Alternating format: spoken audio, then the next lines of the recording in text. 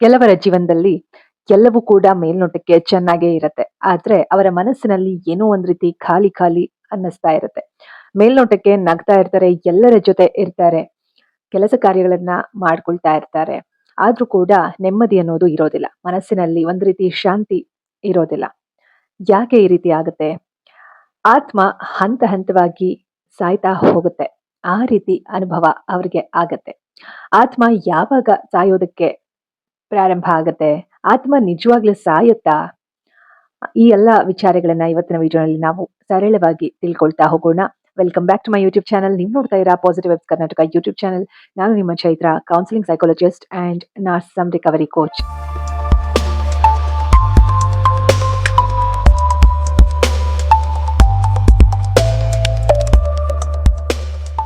ಸ್ನೇಹಿತರೆ, ಈಗ ಆಲ್ರೆಡಿ ನಾವು ಹೆಲ್ತ್ ಅವೇರ್ನೆಸ್ ರಿಲೇಟೆಡ್ ಸೀರೀಸ್ ನಲ್ಲಿ ನಾನಾ ರೀತಿಯ ದೈಹಿಕ ಸಮಸ್ಯೆಗಳು, ಕಾಯಿಲೆಗಳ ಬಗ್ಗೆ ತಿಳ್ಕೊಳ್ತಾ ಬಂದಿದ್ದೀವಿ. ಜೊತೆಗೆ ನಾರ್ಸಿಸಿಸಮ್ ರಿಕವರಿ ಈ ಒಂದು ಸೀರೀಸ್ ನಲ್ಲಿ ಟಾಕ್ಸಿಕ್ ರಿಲೇಶನ್ಶಿಪ್ ಗಳ ಬಗ್ಗೆ ತಿಳ್ಕೊಳ್ತಾ ಬಂದಿದ್ದೀವಿ. ಜೊತೆಗೆ ಈ ಒಂದು ಸ್ಪಿರಿಚುವಲ್ ಅವೇರ್ನೆಸ್ ಸೀರೀಸ್ ನಲ್ಲಿ ಆತ್ಮ ಅಂದ್ರೆ ಏನು, ಸೋಲ್ ಅಂದ್ರೆ ಏನು, ಇನ್ನರ್ ಅವೇರ್ನೆಸ್ ಅಂದ್ರೆ ಏನು, ಜೊತೆಗೆ ಕಾನ್ಶಿಯಸ್ನೆಸ್ ಪ್ರಜ್ಞೆ ಅಂದ್ರೆ ಏನು ಅನ್ನುವಂತಹ ವಿಚಾರಗಳನ್ನ ನಾವೆಲ್ಲ ನೋಡ್ತಾ ಬಂದಿದ್ದೀವಿ. ನೀವು ಫಸ್ಟ್ ಟೈಮ್ ನನ್ನ ಚಾನಲ್ ನೋಡ್ತಾ ಇದ್ರೆ ಚಾನಲ್ಗೆ ಸಬ್ಸ್ಕ್ರೈಬ್ ಮಾಡಿಕೊಂಡು ಬೆಲ್ ಐಕಾನ್ ಒತ್ತಿ. ಹಾಗೆ ನಾನು ಯಾವುದೇ ವಿಡಿಯೋ ಹಾಕಿದ್ರು ಕೂಡ ನಿಮ್ಗೆ ನೋಟಿಫಿಕೇಶನ್ ಬರುತ್ತೆ. ಜೊತೆಗೆ ನೀವೇನಾದ್ರು ಕೌನ್ಸಿಲಿಂಗ್ ಸೆಷನ್ಸ್ ನ ಅಟೆಂಡ್ ಮಾಡಬೇಕು ಅಂತ ಇದ್ರೆ ಸ್ಕ್ರೀನ್ ಮೇಲೆ ಕೊಟ್ಟಿರುವಂತಹ ನಂಬರ್ಗೆ ಕಾಲ್ ಮಾಡಿ ಕೌನ್ಸಿಲಿಂಗ್ ಸೆಷನ್ಸ್ ನ ಬುಕ್ ಮಾಡ್ಕೊಳ್ಬಹುದು. ಜೊತೆಗೆ ವಾಟ್ಸ್ಆಪ್ ಮೂಲಕ ಕೂಡ ನನ್ನನ್ನು ನೀವು ಕಾಂಟ್ಯಾಕ್ಟ್ ಮಾಡಬಹುದು. ಸ್ನೇಹಿತರೆ, ಇಷ್ಟನ್ನ ಹೇಳ್ತಾ ತಡ ಮಾಡಿದಿರಾ ಇವತ್ತಿನ ಒಂದು ವಿಡಿಯೋನ ಶುರು ಮಾಡೋಣ ಬನ್ನಿ.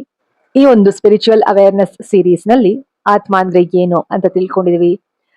ಇನ್ನರ್ ಅವೇರ್ನೆಸ್ ನಮ್ಮ ಒಂದು ಮನಸ್ಸಿನ ಒಳಗಡೆ ನಮ್ಮ ಬಗ್ಗೆ ನಾವು ಅರಿವು ಮೂಡಿಸಿಕೊಳ್ಳೋದ್ರ ಬಗ್ಗೆ ತಿಳ್ಕೊಂಡಿದೀವಿ.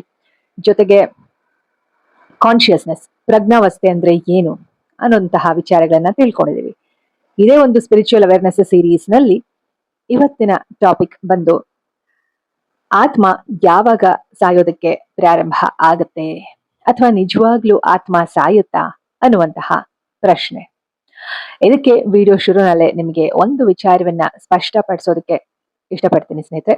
ಅದೇನಂದ್ರೆ, ಆತ್ಮಕ್ಕೆ ಯಾವತ್ತೂ ಕೂಡ ಸಾವು ಇರುವುದಿಲ್ಲ ಅನ್ನುವುದು ಕೆಲವರ ನಂಬಿಕೆ ಮತ್ತು ಕೆಲವರ ಒಂದು ಅಭಿಪ್ರಾಯ. ಸೊ ನನ್ನ ಒಂದು ನಂಬಿಕೆ ಕೂಡ ಇದೇ ಆಗಿದೆ. ಆತ್ಮಕ್ಕೆ ಯಾವತ್ತೂ ಕೂಡ ಸಾವು ಇರೋದಿಲ್ಲ. ಆದರೆ ಈ ಒಂದು ಆತ್ಮದ ಜೊತೆಗೆ ನಾವು ಸಂಪರ್ಕವನ್ನ ಕಳ್ಕೊಳ್ತಾ ಬರ್ತೀವಿ. ಅಂದ್ರೆ ನಮ್ಮ ದೇಹದ ಒಳಗಡೆ ಅಡಗಿರುವಂತಹ ಆತ್ಮ, ಈ ಒಂದು ಆತ್ಮದ ಜೊತೆ ನಾವು ಸಂಪರ್ಕವನ್ನ ಹಂತ ಹಂತವಾಗಿ ಕಳ್ಕೊಳ್ತಾ ಬರುವಂತಹ ಸಾಧ್ಯತೆ ಇರುತ್ತೆ. ಇಂತಹ ಸಂದರ್ಭದಲ್ಲಿ ನಮ್ಗೆ ಒಂದು ರೀತಿ ಏನೋ ಖಾಲಿ ಅನ್ನಿಸುವ ಹಾಗೆ ಅನ್ಸುತ್ತೆ. ಜೊತೆಗೆ ನಮ್ಮ ಆತ್ಮ ಸಾಯುತ್ತಿರುವಂತಹ ಲಕ್ಷಣ ಕೂಡ ಇದಾಗಿರುತ್ತೆ. ಅಂದ್ರೆ ನಮ್ಗೆ ಆ ರೀತಿ ಭಾಸ ಆಗತ್ತೆ, ಏನೋ ಒಂದ್ ರೀತಿ ನಾವು ಇದ್ರೂನು ಇಲ್ಲದೆ ಇರುವ ಹಾಗೆ ಅನಿಸ್ತಾ ಹೋಗುತ್ತೆ. ಅಂದ್ರೆ ಏನೋ ಯಾವ್ದ್ರಲ್ಲೂ ಆಸಕ್ತಿ ಇಲ್ಲದೆ ಇರುವ ಒಂದು ಭಾವನೆ. ಮೇಲ್ನೋಟಕ್ಕೆ ಒಂದ್ ರೀತಿ ಎಲ್ಲರ ಜೊತೆ ಚೆನ್ನಾಗಿರ್ತೀವಿ, ಆದ್ರೆ ಆತ್ಮದ ಜೊತೆ ಸಂಪರ್ಕವನ್ನ ಕಳ್ಕೊಂಡ್ಬಿಟ್ಟಿರ್ತೀವಿ. ಸೊ ಈ ಒಂದು ವಿಚಾರವನ್ನ ಸ್ಪಷ್ಟಪಡಿಸ್ತಾ ಇವತ್ತಿನ ಒಂದು ಟಾಪಿಕ್ ನ ಕಂಟಿನ್ಯೂ ಮಾಡೋಣ ಬನ್ನಿ. What makes the soul die? ಯಾವಾಗ ನಮ್ಮ ಒಂದು ಆತ್ಮ ಸಾಯುತ್ತೆ ಅಂತ ಕೇಳೋದಾದ್ರೆ, ಆತ್ಮಕ್ಕೆ ಎಂದಿಗೂ ಕೂಡ ಸಾವಿರೋದಿಲ್ಲ. ಆದ್ರೆ ಆತ್ಮ ಸಾಯುವುದು ಅಂತಂದ್ರೆ ಏನು ಅನ್ನೋದನ್ನ ನಾವು ತಿಳ್ಕೊಳ್ಬೇಕಾಗತ್ತೆ.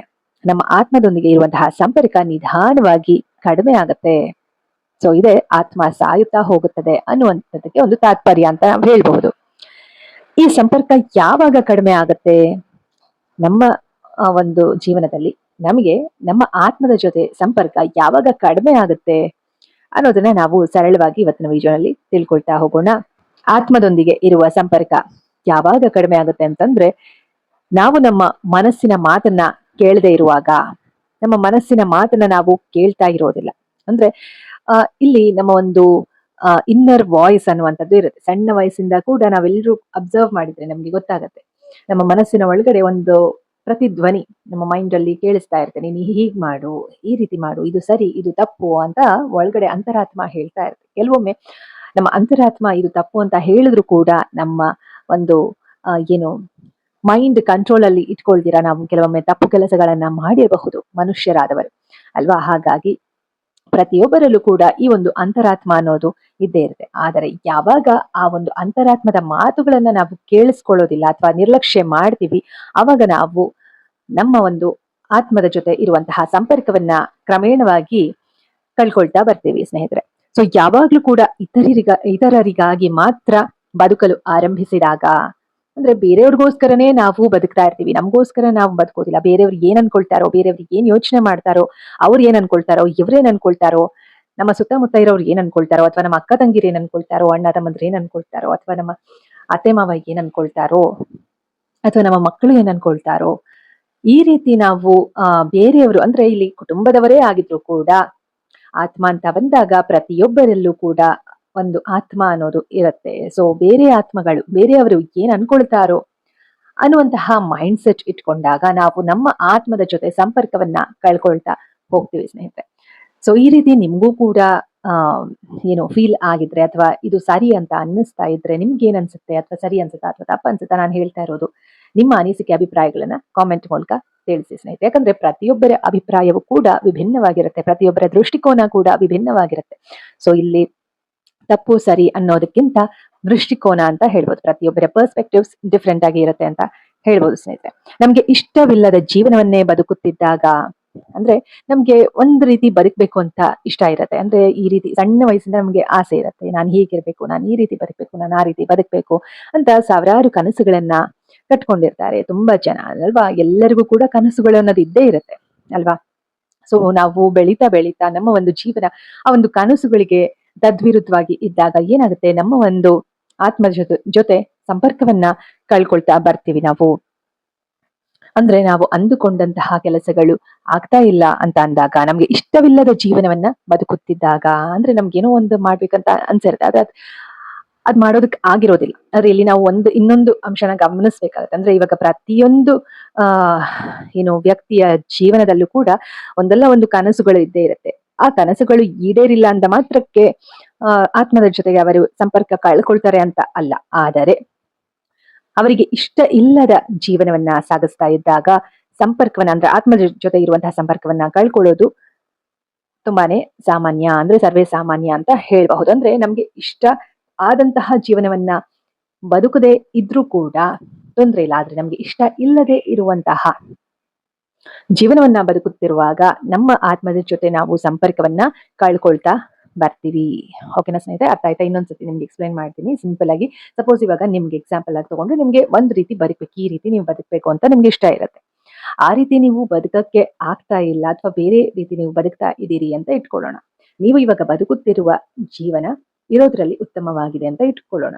ಆದ್ರೆ ನೀವು ಅನ್ಕೊಂಡಷ್ಟು ಆ ರೀತಿ ಜೀವನವನ್ನ ಬದುಕ್ತಾ ಇರೋಲ್ಲ ಅಂತ ಇಟ್ಕೊಳ್ಳೋಣ. ಆಗ ನಿಮ್ಮ ಆತ್ಮದ ಜೊತೆ ಸಂಪರ್ಕ ಕಮ್ಮಿ ಆಗ್ತಾ ಇದೆ ಅಂತ ನಾವು ಸ್ಪಷ್ಟವಾಗಿ ಹೇಳಲು ಸಾಧ್ಯವಿಲ್ಲ. ಆದರೆ ಯಾವಾಗ ನಾವು ಖಂಡಿತವಾಗಿಯೂ ನಿಮ್ಮ ಒಂದು ಆತ್ಮದ ಜೊತೆ ನಿಮ್ಗೆ ಇರುವ ಸಂಪರ್ಕ ಕಮ್ಮಿ ಆಗ್ತಾ ಇದೆ ಅಂತ ಯಾವಾಗ ಖಚಿತವಾಗಿ ಹೇಳಬಹುದು ಅಂತಂದ್ರೆ, ನಿಮ್ಗೆ ಖಡಾಖಂಡಿತವಾಗಿ ಇಷ್ಟವೇ ಇಲ್ಲದೆ ಇರುವಂತಹ ಜೀವನವನ್ನ ಜೀವಿಸ್ತಾ ಇದ್ರೆ, ಆಗ ನಿಮ್ಮ ಆತ್ಮ ನಿಮ್ಮಿಂದ ಸಂಪರ್ಕವನ್ನ ಕಳ್ಕೊಳ್ತಾ ಬರ್ತಾ ಇದೆ, ಅಥವಾ ನೀವು ನಿಮ್ಮ ಆತ್ಮದಿಂದ ಸಂಪರ್ಕವನ್ನ ಕಳ್ಕೊಳ್ತಾ ಬರ್ತಿದ್ದೀರಿ ಅಂತ ಹೇಳ್ಬಹುದು ಸ್ನೇಹಿತರೆ. ಸೊ ಓಕೆನಾ. ಸೊ ಈ ಎಲ್ಲಾ ವಿಚಾರಗಳನ್ನ ನಾವು ಕೂಡ ಕಲಿತಾ ಹೋಗ್ಬೇಕಾಗುತ್ತೆ. ಇಲ್ಲಿ ಯಾರು ಕೂಡ ಪರ್ಫೆಕ್ಟ್ ಅಲ್ಲ. ನಾನು ಹೇಳ್ತಾ ಇರುವಂತಹ ವಿಚಾರಗಳು ಕೂಡ ಇದು ಹೀಗೆ, ಇದು ಸರಿ, ಇದೇ ತಪ್ಪು ಅಂತ ಪರ್ಫೆಕ್ಟ್ ಅಂತ ಯಾವ್ದೂ ಇಲ್ಲ. ಅವರವರ ಪರ್ಸ್ಪೆಕ್ಟಿವ್ಸ್, ಅವರವರ ಅಭಿಪ್ರಾಯ, ಅವರವರ ದೃಷ್ಟಿಕೋನ ಅಂತ ನಾವಿಲ್ಲಿ ಹೇಳ್ಬೋದು ಸ್ನೇಹಿತರೆ. So feel free to comment below this video. ನಿಮ್ಗೆ ಏನ್ ಅನ್ಸುತ್ತೆ ಅದನ್ನ ಕಾಮೆಂಟ್ ಮೂಲಕ ತಿಳಿಸಿ. ಸೊ ಹೀಗೆ ನಮ್ಮ ಒಂದು ಏನು ಮನಸ್ಸಿನೊಳಗಿನ ಧ್ವನಿಯನ್ನ ನಿರ್ಲಕ್ಷಿಸಿದಾಗ, ನಮ್ಮೊಳಗಿನ ಧ್ವನಿಯನ್ನ ನಿರ್ಲಕ್ಷಿಸಿದಾಗ ಏನಾಗುತ್ತೆ, ನಿಧಾನವಾಗಿ ಆತ್ಮದೊಂದಿಗೆ ಇರುವಂತಹ ಸಂಪರ್ಕವು ದುರ್ಬಲವಾಗುತ್ತೆ, ಅಥವಾ ಸಂಪರ್ಕವನ್ನ ಕಳ್ಕೊಳ್ತಾ ಬರ್ತೀವಿ. ಆವಾಗ ನಮ್ಮ ಒಂದು ಆತ್ಮದ ಜೊತೆ ಇರುವಂತಹ ಏನು ಸಂಬಂಧವನ್ನ ಏನು ಕಳ್ಕೊಳ್ತಾ ಬಂದಾಗ, ಅವಾಗ ಈ ಒಂದು ಏನು ಸಂಪರ್ಕ ದುರ್ಬಲವಾಗಲು ಆರಂಭ ಆಗುತ್ತೆ, ಅಂದ್ರೆ ಸಾಯೋದಕ್ಕೆ ಆರಂಭ ಆಗುತ್ತೆ. ಅಂದ್ರೆ ನಿಜವಾಗಿಯೂ ನಮ್ಗೆ ಆತ್ಮದ ಜೊತೆ ಇರುವಂತಹ ಸಂಪರ್ಕ ಕ್ಷೀಣಿಸುತ್ತಾ ಹೋಗುತ್ತೆ. ಆತ್ಮವೇ ಸತ್ತು ಹೋಗೋದಿಲ್ಲ, ಆದರೆ ಆ ರೀತಿ ಭಾಸವಾಗುತ್ತದೆ. ನಮ್ಮನ್ನೇ ನಾವು ಕಳೆದುಕೊಳ್ಳುವಂತಹ ಒಂದು ಸ್ಥಿತಿಗೆ ನಾವು ತಲುಪ್ತೀವಿ ಅಂತ ಹೇಳಿ. ಓಕೆನಾ ಸ್ನೇಹಿತರೆ. ಸೊ ಇದಿಷ್ಟು ಆಗಿತ್ತು. ಆತ್ಮದ ಜೊತೆ ನಮ್ಮ ಒಂದು ಸಂಪರ್ಕ ಕ್ಷೀಣಿಸುತ್ತಾ ಹೋಗುತ್ತೆ, ಅಥವಾ ಆತ್ಮ ಕ್ರಮೇಣವಾಗಿ ಒಂದು ರೀತಿ ಸಾಯ್ತಾ ಇದೆಯನೋ ಅನ್ನುವಂತಹ ಫೀಲ್. ಆದರೆ ಆತ್ಮ ನಿಜವಾಗ್ಲೂ ಸಾಯೋದಿಲ್ಲ ಅನ್ನೋದು ಈ ಒಂದು ವಿಡಿಯೋಯಿಂದ ನಮಗೆ ಸಿಗುವಂತಹ ಮೆಸೇಜ್ ಅಂತ ಹೇಳ್ಬೋದು ಸ್ನೇಹಿತರೆ. ವಿಡಿಯೋ ತುಂಬಾ ಲೆಂತಿ ಆಗುತ್ತೆ, ಇನ್ನೂ ಸಾಕಷ್ಟು ವಿಚಾರಗಳಿದೆ. ಇದರ ಲಕ್ಷಣಗಳು ಏನು, ಆತ್ಮ ಕ್ಷೀಣಿಸ್ತಾ ಇದೆ ಅನ್ನೋದಕ್ಕೆ ಏನೆಲ್ಲ ಲಕ್ಷಣಗಳು ಅನ್ನೋದನ್ನ ನಾವು ತಿಳ್ಕೊಳ್ಬೇಕು. ಜೊತೆಗೆ ಮತ್ತೆ ಆ ಸಂಪರ್ಕವನ್ನ ಹೇಗೆ ಬೆಳೆಸ್ಕೊಳ್ಬೇಕು, ಅಥವಾ ತುಂಬಾ ಕ್ಷೀಣಿಸ್ಬಿಟ್ಟಿದ್ರೆ ಸಂಪರ್ಕ ಅಂದ್ರೆ ನಮ್ಮ ಆತ್ಮ ಜೊತೆ ನಮ್ಮ ಒಂದು ಸಂಪರ್ಕ ತುಂಬಾ ಕ್ಷೀಣಿಸ್ತಾ ಹೋಗಿದ್ರೆ, ಅಥವಾ ತುಂಬಾ ಒಂದು ರೀತಿ ವೆರಿ ಏನು ವರ್ಸ್ಟ್ ಕೇಸ್ನಲ್ಲಿ ಫುಲ್ ಡಿಸ್ಕನೆಕ್ಟ್ ಆಗ್ಬಿಟ್ಟಿರ್ತೀವಿ ನಮ್ಮ ಆತ್ಮದ ಜೊತೆ. ತುಂಬಾ ಒಂದ್ ರೀತಿ ನಮ್ಗೆ ಎಲ್ಲೇ ಏನೇ ಹೋದ್ರು ನೆಮ್ಮದಿ ಸಿಗ್ತಾ ಇರೋದಿಲ್ಲ, ಯಾವ ಕೆಲಸ ಮಾಡಿದ್ರು ನೆಮ್ಮದಿ ಸಿಗ್ತಾ ಇರೋದಿಲ್ಲ. ಆ ರೀತಿ ಏನಾದ್ರೂ ಯಾರಿಗಾದ್ರೂ ಆಗಿದ್ರೆ ಅದನ್ನ ಹೇಗೆ ಮತ್ತೆ ನಾವು ಆತ್ಮದ ಜೊತೆ ಸಂಪರ್ಕವನ್ನ ಹೇಗೆ ಬೆಳೆಸ್ಕೊಳ್ಬಹುದು ಅನ್ನುವಂತಹ ವಿಚಾರಗಳು ನಾವು ತಿಳ್ಕೊಳ್ಬೇಕು. ಜೊತೆಗೆ ಇದರಿಂದ ಏನು ಮುಖ್ಯ ಒಂದು ಸಂದೇಶ ಏನು ಅಂದ್ರೆ, ಈ ಒಂದು ಆತ್ಮದ ಬಗ್ಗೆ ವಿಚಾರಗಳನ್ನ ಯಾಕೆ ತಿಳ್ಕೊಳ್ಬೇಕು, ಏನ್ ಮೆಸೇಜ್ ಸಿಗುತ್ತೆ ನಮ್ಗೆ ಅನ್ನುವಂತ ಸಾಕಷ್ಟು ವಿಚಾರಗಳು ತಿಳ್ಕೊಳ್ಳೋದಿದೆ. ಹಾಗಾಗಿ ಮುಂಬರುವ ವಿಡಿಯೋಗಳಲ್ಲಿ ಇದ್ರ ಬಗ್ಗೆ ನಿಮ್ಗೆ ನಾನು ತಿಳಿಸ್ಕೊಡ್ತಾ ಹೋಗ್ತೀನಿ. ಈ ವಿಡಿಯೋನಲ್ಲಿ ನಿಮ್ಗೆ ಸರಳವಾಗಿ ಆತ್ಮದ ಜೊತೆ ಸಂಪರ್ಕ ಯಾವ ರೀತಿ ಕ್ಷೀಣಿಸ್ತಾ ಹೋಗುತ್ತೆ, ಯಾಕೆ ಕ್ಷೀಣಿಸ್ತಾ ಹೋಗುತ್ತೆ, ಯಾಕೆ ಆತ್ಮ ಸಾಯುವ ಒಂದು ಪರಿಸ್ಥಿತಿಗೆ ಬರುತ್ತೆ, ಆ ರೀತಿ ಫೀಲ್ ಆಗುವ ಹಾಗೆ ಅನ್ಸುತ್ತೆ, ಖಾಲಿ ಖಾಲಿ ಅನ್ಸುತ್ತೆ ಅನ್ನುವಂತಹ ವಿಚಾರಗಳನ್ನ ಸರಳವಾಗಿ ನಿಮ್ಗೆ ತಿಳಿಸ್ಕೊಡುವಂತಹ ಪ್ರಯತ್ನವನ್ನ ನಾನು ಮಾಡಿದ್ದೀನಿ ಅಂತ ಭಾವಿಸ್ತೀನಿ. ಸೊ ಮುಂಬರುವ ವಿಡಿಯೋಗಳಲ್ಲಿ ನಾನು ಹೇಳಿದಾಗೆ ಇನ್ನಷ್ಟು ವಿಚಾರಗಳು ಆತ್ಮದ ಬಗ್ಗೆ, ಸೋಲ್, ಇನ್ನರ್ ಅವೇರ್ನೆಸ್ ಬಗ್ಗೆ ಇರುತ್ತೆ. ಹಾಗಾಗಿ ಈ ಒಂದು ವಿಡಿಯೋಯಿಂದ ಮುಖ್ಯ ಸಂದೇಶ ನಾವೇನ್ ತಿಳ್ಕೊಳ್ಬಹುದು ಅಂದ್ರೆ, ನಾವೆಲ್ಲರೂ ನೆನ್ಪಿಟ್ಕೊಳ್ಬೇಕಾಗಿರುವಂತಹ ವಿಚಾರ ಏನಂತಂದ್ರೆ, ಆತ್ಮ ಅನ್ನುವಂಥದ್ದು ಯಾವತ್ತೂ ಕೂಡ ಸಾಯೋದಿಲ್ಲ, ಅದು ಯಾವಾಗ್ಲೂ ನಮ್ಮೊಳಗಡೆನೆ ಇರತ್ತೆ. ಆದ್ರೆ ನಾವು ಅದರೊಂದಿಗೆ ಇರುವಂತಹ ನಮ್ಮ ಜೊತೆ ಇರುವಂತಹ ಆತ್ಮ ಅಂದ್ರೆ ಆತ್ಮದ ಜೊತೆ ನಮಗೆ ಇರುವಂತಹ ಸಂಪರ್ಕ ಇದನ್ನ ಕಳ್ಕೊಳ್ಬಹುದು ಹೊರತು ಆತ್ಮ ಯಾವತ್ತೂ ಸಾಯೋದಿಲ್ಲ. ನಾವು ಅದರೊಂದಿಗೆ ಸಂಪರ್ಕವನ್ನ ಮತ್ತೆ ಬೆಳೆಸಿಕೊಳ್ಳುವಂತಹ ಪ್ರಯತ್ನವನ್ನ ನಾವು ಮಾಡ್ತಾ ಹೋಗ್ಬೇಕಾಗತ್ತೆ. ಆ ಸಂಪರ್ಕವನ್ನ ಮತ್ತೆ ಕಂಡುಕೊಂಡಾಗ ಏನಾಗುತ್ತೆ, ಒಳಗಿನ ಶಾಂತಿ ಮರಳಿ ಬರುತ್ತೆ. ನಮ್ಮ ಒಳಗಡೆ ಇರುವಂತಹ ಶಾಂತಿ, ನೆಮ್ಮದಿ ಎಲ್ಲವೂ ಕೂಡ ಮತ್ತೆ ನಮ್ಗೆ ಸಿಗತ್ತೆ. ನಮ್ಮ ಲೈಫಲ್ಲಿ ಜೀವನದ ಅರ್ಥವನ್ನ ನಾವು ಕಂಡುಕೊಳ್ತೀವಿ, ಒಂದು ಕ್ಲಾರಿಟಿ ಅನ್ನೋದು ಸಿಗುತ್ತೆ, ನಮ್ಮ ಜೀವನದಲ್ಲಿ ಒಂದು ಸ್ಪಷ್ಟತೆ ಅನ್ನೋದು ನಮ್ಗೆ ಸಿಗತ್ತೆ, ಮತ್ತು ನಮ್ಮೊಳಗಿನ ಒಂದು ಬೆಳಕು ಮತ್ತೆ ಪ್ರಕಾಶಮಾನವಾಗಿ ಶೈನ್ ಆಗೋದಕ್ಕೆ ಪ್ರಾರಂಭ ಆಗುತ್ತೆ. ಪ್ರಕಾಶಿಸಲು ಅಂದ್ರೆ ನಮ್ಮ ಒಳಗಡೆ ಇರುವಂತಹ ಬೆಳಕು, ನಮ್ಮ ಒಳಗಡೆ ಇರುವಂತಹ ಲೈಟ್ ಮತ್ತೆ ಶೈನ್ ಆಗೋದಕ್ಕೆ ಶುರು ಆಗತ್ತೆ ಅಂತ ಹೇಳಿ. ಸೊ ಹಾಗಾಗಿ ಕೊನೆಯದಾಗಿ, ಜೀವನದಲ್ಲಿ ಎಲ್ಲರ ಮಾತನ್ನೂ ಕೇಳಿ, ಆದರೆ ನಿಮ್ಮ ಅಂತರಾತ್ಮದ ಧ್ವನಿಯನ್ನ ಮಾತ್ರ ನಿರ್ಲಕ್ಷಿಸಬೇಡಿ ಅನ್ನೋದು ಈ ಒಂದು ವಿಡಿಯೋದಿಂದ ನಾವು ತಗೊಳ್ಬೇಕಾಗಿರುವಂತಹ ಮೆಸೇಜ್. ಅಂದ್ರೆ ಎಲ್ಲರ ಮಾತನ್ನ ನಾವು ಕೇಳಬಹುದು ಕೂಡ, ಆದರೆ ನಮ್ಮ ಒಳಗಡೆ ಇರುವಂತಹ ಅಂತರಾಳದಲ್ಲಿ ನಮ್ಮ ಅಂತರಾತ್ಮ ಹೇಳುತ್ತಿರುವಂತಹ ಮಾತನ್ನ ಮಾತ್ರ ಯಾವತ್ತೂ ಕೂಡ ನಾವು ನಿರ್ಲಕ್ಷಿಸೋದು ಬೇಡ. ನಮ್ಗೆ ಇಷ್ಟ ಇಲ್ಲದೆ ಇರುವಂತಹ ಜೀವನವನ್ನ ಜೀವಿಸೋದು ಬೇಡ. ಅದರಿಂದ ನಮ್ಮ ಒಂದು ಆತ್ಮದ ಜೊತೆ ಇರುವ ಸಂಪರ್ಕವನ್ನ ಸಂಪೂರ್ಣವಾಗಿ ಕಳ್ಕೊಳ್ತಾ ಬರ್ತೀವಿ. ಆಗ ನಮ್ಮ ಒಂದು ಇಡೀ ಜೀವನದಲ್ಲಿ ಖಾಲಿ ಖಾಲಿ ಅಂತ ಅನ್ಸುತ್ತೆ ಅಂತ ಹೇಳೋದಕ್ಕೆ ಇಷ್ಟಪಡ್ತೀನಿ. ಇದು ಎಂದೆಂದಿಗೂ ತಪ್ಪು ದಾರಿ ತೋರಿಸುವುದಿಲ್ಲ. ಯಾಕಂದ್ರೆ ನಮ್ಮ ಒಳಗಡೆ ಇರುವಂತಹ ಅಂತರಾತ್ಮವು ಎಂತೂ ಕೂಡ ತಪ್ಪು ದಾರಿ ಅದು ತೋರಿಸಲ್ಲ. ನೀನ್ ಹೀಗ್ ಮಾಡು, ಹಾಗ್ ಮಾಡು ಅಂತ ನಮ್ಮೊಳಗಡೆ ಇರುವಂತಹ ಒಂದು ದೇವರು ನಮ್ಗೆ ಗೈಡ್ ಮಾಡ್ತಾ ಇರ್ತಾನೆ ಅಂತ ಹೇಳ್ಬಹುದು. ಇವಾಗ ದೇವರು ಅಂತ ಬಂದಿದ ತಕ್ಷಣ ಒಬ್ಬೊಬ್ಬರ ಅಭಿಪ್ರಾಯದಲ್ಲಿ ಒಂದೊಂದು ರೀತಿ ಅಲ್ವಾ ಸ್ನೇಹಿತರೆ. ಸೊ ಅವರದ್ದೇ ಆದಂತಹ ನಂಬಿಕೆಗಳಿರುತ್ತೆ. ಯಾರ ನಂಬಿಕೆಗೂ ಕೂಡ ನಾವು ಏನು ಪೆಟ್ಟು ಬೀಳುವ ಹಾಗೆ ಮಾತಾಡಬಾರ್ದು ಅಥವಾ ನಡ್ಕೊಳ್ಬಾರ್ದು. ಪ್ರತಿಯೊಬ್ಬರ ನಂಬಿಕೆ ಕೂಡ ವಿಭಿನ್ನವಾಗಿರುತ್ತೆ ಅಲ್ವಾ ಸ್ನೇಹಿತರೆ. ಸೊ ಹಾಗಾಗಿ ಕೆಲವರಿಗೆ ನಮ್ಮೊಳಗಡೆನೆ ದೇವ್ರು ಅಂದ್ರೆ ಪ್ರತಿಯೊಬ್ಬರಲ್ಲೂ ದೇವರಿದ್ದಾನೆ ಅನ್ನುವಂತಹ ಭಾವನೆ ಇರುತ್ತೆ. ಸೊ ನನಗೂ ಕೂಡ ಹಾಗೆ ಅನ್ಸುತ್ತೆ. ಪ್ರತಿಯೊಬ್ಬರಲ್ಲೂ ಕೂಡ ದೇವರಿದ್ದಾನೆ. ಅದನ್ನ ಕಂಡುಕೊಂಡಾಗ ಜೀವನ ನೆಮ್ಮದಿಯಿಂದ ಸಾಗ್ತಾ ಹೋಗುತ್ತೆ. ನಮ್ಮ ಜೀವನವು ನೆಮ್ಮದಿಯಿಂದ ಸಾಗ್ತಾ ಹೋಗುತ್ತೆ. ಸೊ ಕೊನೆಯದಾಗಿ, ಇಂದು ಭಯಕ್ಕಿಂತ ಶಾಂತಿಯನ್ನ ಆಯ್ಕೆ ಮಾಡ್ಕೊಳ್ಳೋಣ. ಇತರರನ್ನ ಖುಷಿ ಪಡಿಸೋದಕ್ಕಿಂತ ನಿಮ್ಮ ಆತ್ಮಕ್ಕೆ ಶಾಂತಿ ನೀಡುವ ಅಂದ್ರೆ ನಿಮ್ಮೆಲ್ಲರ ಆತ್ಮಕ್ಕೆ ಶಾಂತಿ ನೀಡುವಂತಹ ಜೀವನವನ್ನ ಆಯ್ಕೆ ಮಾಡ್ಕೊಳ್ಳೋಣ. ಇಂದಿನ ವಿಡಿಯೋ ನಿಮ್ಗೆ ಇಷ್ಟ ಆಗಿದ್ರೆ ಲೈಕ್ ಮಾಡಿ, ಸಬ್ಸ್ಕ್ರೈಬ್ ಮಾಡಿ, ಶೇರ್ ಮಾಡಿ ಈ ಒಂದು ವಿಡಿಯೋನ ಅಂತ ಕೇಳ್ಕೊಳ್ತಾ, ಈ ಒಂದು ವಿಡಿಯೋ ಕೊನೆ ಹಂತಕ್ಕೆ ಬಂದಿದ್ದೀವಿ. ಜೊತೆಗೆ ಕಾಮೆಂಟ್ ಕೂಡ ಮಾಡಿ ನಿಮ್ಮ ಅನಿಸಿಕೆ ಅಭಿಪ್ರಾಯಗಳನ್ನ ತಿಳಿಸಿ. ಸೊ ಇನ್ನು ಕೂಡ ನೀವೇನಾದ್ರು ಕೌನ್ಸಿಲಿಂಗ್ ಸೆಷನ್ಸ್ ನ ಬುಕ್ ಮಾಡ್ಕೊಂಡಿಲ್ಲ ಅಂದ್ರೆ ಸ್ಕ್ರೀನ್ ಮೇಲೆ ಕೊಟ್ಟಿರುವಂತಹ ನಂಬರ್ಗೆ ಕಾಲ್ ಮಾಡಿ ಅಥವಾ ವಾಟ್ಸಪ್ ಮೂಲಕ ನೀವು ನನ್ನ ಕಾಂಟ್ಯಾಕ್ಟ್ ಮಾಡಿ ಕೌನ್ಸಿಲಿಂಗ್ ಸೆಷನ್ಸ್ ನ ಬುಕ್ ಮಾಡ್ಕೊಳ್ಬಹುದು, ನಿಮ್ಗೆ ಏನಾದ್ರು ಇಂಟ್ರೆಸ್ಟ್ ಇತ್ತು ಅಂತ ಅಂದ್ರೆ. ಜೊತೆಗೆ ನೀವೇನಾದ್ರು ಚಾನಲ್ಗೆ ಸಬ್ಸ್ಕ್ರೈಬ್ ಮಾಡ್ಕೊಂಡಿಲ್ಲ ಅಂದ್ರೆ ಪಾಸಿಟಿವ್ ವೈಬ್ಸ್ ಕರ್ನಾಟಕ ಚಾನಲ್ಗೆ ಸಬ್ಸ್ಕ್ರೈಬ್ ಮಾಡ್ಕೊಂಡು ವಿಡಿಯೋಸ್ಗಳನ್ನ ನೋಡಿ. ಮುಂದಿನ ವಿಡಿಯೋನಲ್ಲಿ ಮತ್ತೊಂದು ಒಳ್ಳೆಯ ವಿಚಾರದೊಂದಿಗೆ ನಿಮ್ಮ ಮುಂದೆ ಬರ್ತೀನಿ. Awareness is the beginning of your healing journey. Take care of your mind, body, soul and your heart. Be kind to your mind, body, soul and your heart. Think positive, be an optimist. Life is beautiful and make the most of it. ಎಲ್ಲರಿಗೂ ಶುಭವಾಗಲಿ. ಧನ್ಯವಾದಗಳು.